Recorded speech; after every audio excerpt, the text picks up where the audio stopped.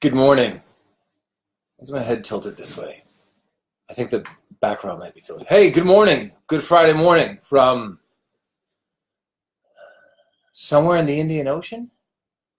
Literally, I'm in the middle of nowhere. I have no idea if this is actually going through. I have no idea if people are seeing it. I have no idea if I have a reasonable enough Wi-Fi connection for this to work. But I thought I would take a little time. It seems to be working. Okay. This coming June 15th. It's Friday morning where I am. It's Thursday evening where most of the people that I know are. And I am going to be in Sydney, June 15th through 17th at Supernova. And I just wanted to come on. I think I'll answer a few questions only because I'm here right now and they're popping up as I'm looking at this. But I'm going to be in Sydney at my first ever convention in Australia, June 15th to 17th. If you go into the events tab on my page, you'll find tickets. I think there are still tickets. On the Saturday night, I am going to be hosting a knocking point party. I know that if you go to the link that is also on the events tab that I just posted on my page, you'll find tickets to the knocking point party, and I think that there are a few tickets for that. But if I'm wrong, don't be mad at me because I don't know. Because again, I'm in the middle of the Indian Ocean. And I thought that I was going to detach for the week and not really chat with anybody, but I remembered that I don't want to say obligated, but that I had to come on and mention that I was coming and that I was excited to come. And so I came on and caught up with a few people and saw some fun things, and I just thought that I would come on and say, hey, so Sydney, Friday through Sunday, I will meet everybody. My body is ready, although I've heard a little bit about how many people are going to be there, and I have to say it's vaguely intimidating because I haven't worn shoes in 5 or 6 days, and I'm very relaxed, and I've been napping 6, 7 times a day, I feel like. Also, I'm sorry that I can't come to Melbourne. I know that when people typically come, it's not even across the pond, it's down under, that's right, to do these shows, they do both Sydney and Melbourne, or they go to Perth, I think it might be. I'm sorry if I'm messing this up. Please just remember at all times, whenever I'm making comments about stuff, that I am stupid and that I haven't actually tested my brain in any meaningful way in several weeks. But I can only make the first weekend because I'm actually going back, and a couple of good friends of mine are getting married, and I have an important part of the wedding insofar as I'm officiating it. Actually, I'm marrying them. It's a true story. I don't know why they're letting me do it. I'm probably going to write down the ceremony on some form of cocktail napkin prior to us actually getting going, and then we'll be good. All right, let me answer a few questions here, guys. See, someone just said, good afternoon from Perth, Australia. So it's Friday afternoon there. That makes sense. Casey Thompson says, just enjoy the rest of your hiatus. That's lovely. And then Michaela wore her F Cancer shirt to her dance class last week. I have to say, we've had some amazing travels so far. Where do we go? We have been to Nashville. And then we went to New York to celebrate not only the 7th season of Arrow, but the 1st season of Roswell, because my friend is running that show. And then we went to Philadelphia. We were in Detroit, met some amazing people there. Hopped across the pond to London. The second Heroes and Villains event there was phenomenal. Slid down to Amsterdam. Got my first full viewing of Code 8 prior to the additional shoots and additional scenes that we're shooting towards the end of this month. And I have to say, I am so unbelievably fired up with respect to Code 8. There should be a bunch of news in the relatively near future about when the premiere dates are going to be. I don't want to put a date on it. I just will tell you that there were extensive discussions about it.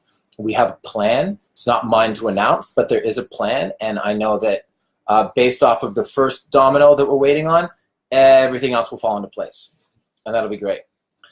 But we hung around Amsterdam with Jeff and Robbie and Atalia and our buddies Paquin and Simon and Juliana and her husband Pat. And I'm going to miss somebody. Of course, my wife was there also, along with my child, who has been traveling with us as well. And we took this amazing canal tour, and we, saw all of the things that Amsterdam had to offer, and I got to tell you, that's one of those cities that is just, if there was actually some practical application to it, I would move there instantly. And then from there, we went to Istanbul. Istanbul was phenomenal. We stayed, actually, I don't even know the district that we stayed in, but we stayed pretty close to the hotel. And then my wife and I went along the water one night for a drink, and we went to this amazing restaurant called the Sunset Bar and Grill. That pretty much, there's a Sunset Bar and Grill in Toronto, and it's a kind of divey breakfast spot. So it was amazing that one of the nicer restaurants in Istanbul was called the Sunset Bar and Grill. Now, it was called the Sunset Bar and Grill because it has one of the most amazing views you'll ever see. And then we took our kiddo around. We went to the Grand Bazaar, and then we went to the Blue Mosque. I'd never been inside a mosque before, and it was under construction a little bit, or excuse me, restoration a little bit. But man, the architecture in Istanbul and the culture and the people. When we had planned this trip, we had always said that Istanbul was kind of a throw-in at the end, because originally we were supposed to be in Germany, and Istanbul was going to be someplace that we stopped on the way to where we are now. But then when Germany got canceled, which was unfortunate, but it happens, we tacked on Istanbul to the trip, and I'm so grateful that we did, because it was a real eye-opening experience. And just, I had absolutely no idea what to expect, because I knew nothing about the country and the history, and so to learn about it, and especially to see the Blue Mosque and the Grand Bazaar was actually really incredible. And now we're here in the Indian Ocean, and we're passing on towards Sydney in 5-6 days. It's just incredible here. It's like everything that you can't see right now, but I'm staring out at the most crystal blue water that you've ever seen. So I won't stay long on this, because I have to, well, actually I have to go exercise, because I just read, well, I read 701 of Arrow a couple of days ago, before we got here, actually. And yeah, it's incredible. It's really, really incredible. That's all I'm allowed to say. All right, I'm going to answer you some questions here. Victoria Valdez wants to know if we'd write Justin Hartley into an episode. Of course, man, whatever Justin wants to do. He's a busy boy these days, but that would be fun. Bethany Castor says, are you going to go see a Jays game when you're back in Toronto? I haven't looked if they're playing or not. There are a couple of people within the Jays organization that I would like to go see. I'd love to go see my buddy Kevin and his sons, and just go say hi and show a little support. But I haven't looked to see if they're playing, and I'm going to be awfully busy when I'm there. We're jamming in the additional scenes to a very short period of time for a variety of reasons. But if I do have some time, I'll certainly go. I mean, I'm there on Canada Day, maybe, so that would be fun. Patrick DeGravin says, I have to go to work soon. You got any tips to make it through the day? Well, I don't know what you do, and I don't know how much you enjoy it, but my advice would be to try and enjoy it as much as possible.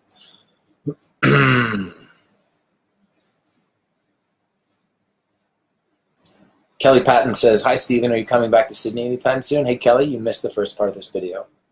I'm on my way there shortly, but you're going to have to go back and figure out when that is. Alex French wants to know what's up with the Blue Jays. I don't know, man. I don't know. I really don't. Get back to the top here. Also, and this is going to go over most people's heads, but I did not kill Joey Ryan. I have no way of proving this, but I'm just telling you, I did not kill Joey Ryan.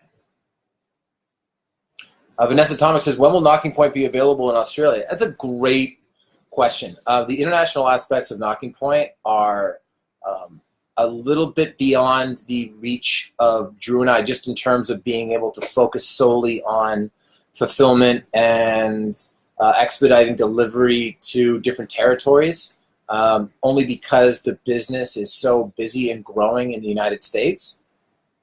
We've been making a lot of changes with Knocking Point recently. One of the reasons that I logged on today is because we have a new office and we have a couple new employees that have started, and I wanted to see how everybody was doing because I'm here and they're there. So to answer your question, international exploration with Knocking Point, I sound like we're explorers, is something that we're going to be looking into a lot over the next couple of years, but we want to make sure that we are focusing on our bread and butter, which right now is North America.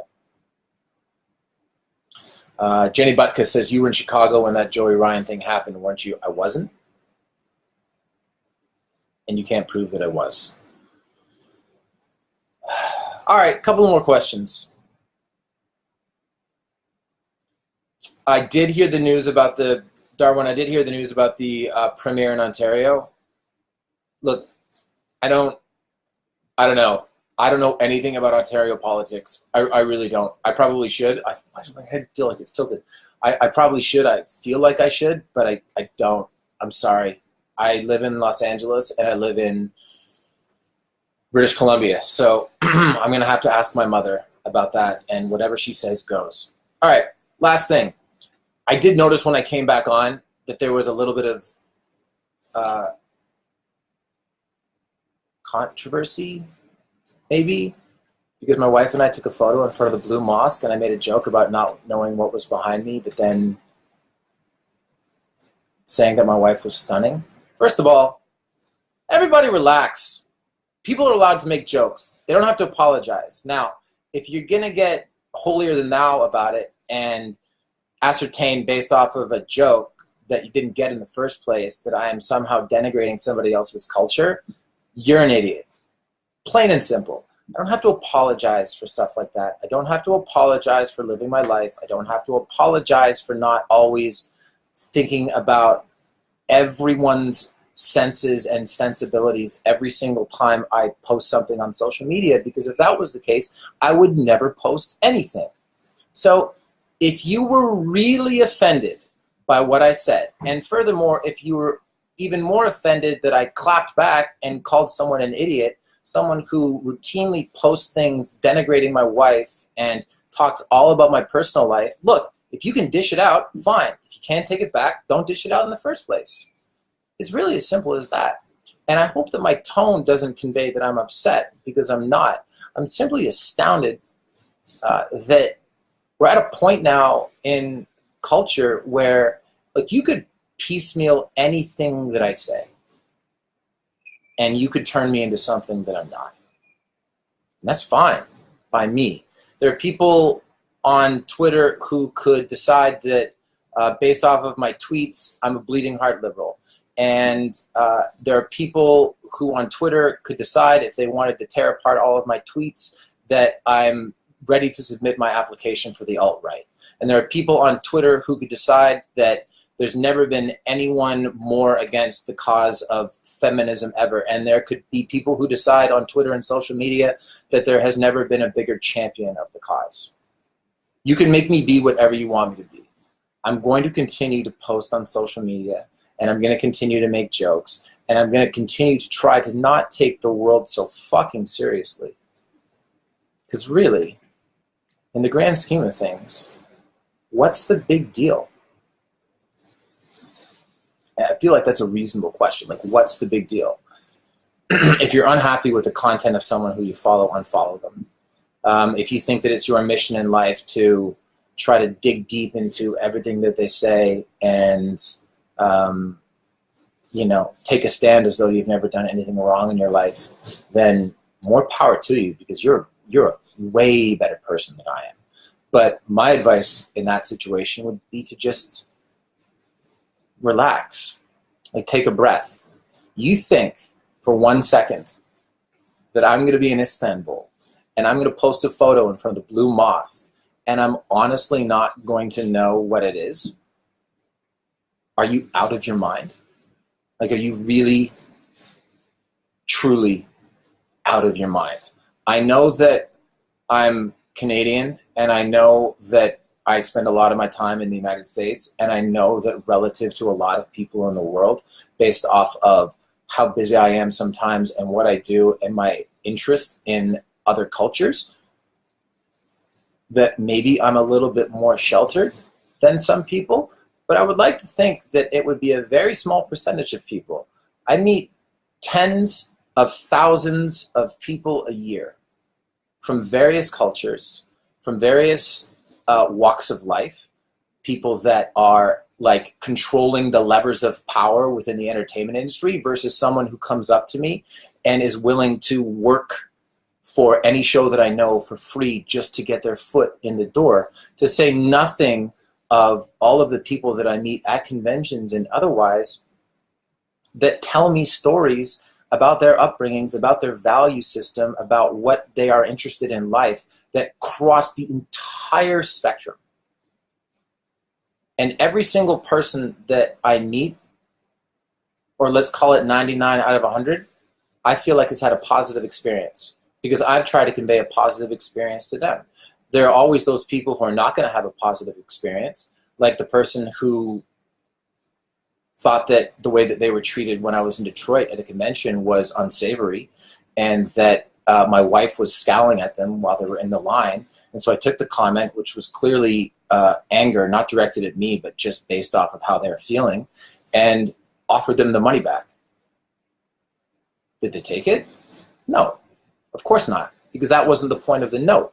The point of the note was just to be angry for the sake of being angry. And that's what most social media posts are now, where it's people who are demanding an apology. Really? You're demanding an apology? Okay. No thanks. I'm going to pass. So all of this to say, I can't live my life, and people shouldn't live their lives, although today's culture and the way that people are demonized immediately would suggest that maybe I should think otherwise. Maybe it would be better if I didn't have social media. But as long as I do, I'm not going to live my life worrying before and after every post about what people are going to think, because that's asinine. That's crazy. That's worrying about so many things that doesn't matter. I have to think about that don't matter. I have to think about the types of experiences I have face to face with people, because those are the experiences that I value. I don't value interactions on social media unless I can look at your face and know who you are and know what your background is and know what you want, which is why, for example, if I ever have any charitable cause, I have to have at most 1 degree of separation from that person. I have to know exactly who those people are, right? When we first did our very first campaign, and it was based off of the Prayers for Sophie campaign, and by the way, still know Sophie, still know that she's doing well, still know her family. It was because I had a friend who literally introduced me to them. I knew them. That's how I base interactions. If I was going to base interactions off of every person that demanded an apology from me on social media, I wouldn't be on social media right now. And I wouldn't go and meet people in person, because if I thought that was the real world, I'd be terrified that 95% of them would think I'm an asshole. If you think I'm an asshole, I'm going to be an asshole regardless of what I do. If you think I'm an asshole, then this video is going to make you think that I'm more of an asshole. And if you think that I'm a good guy, this video will probably be an affirmation for it. I would prefer that you judge me based off of if you ever have a chance, or we ever have a chance to meet one another.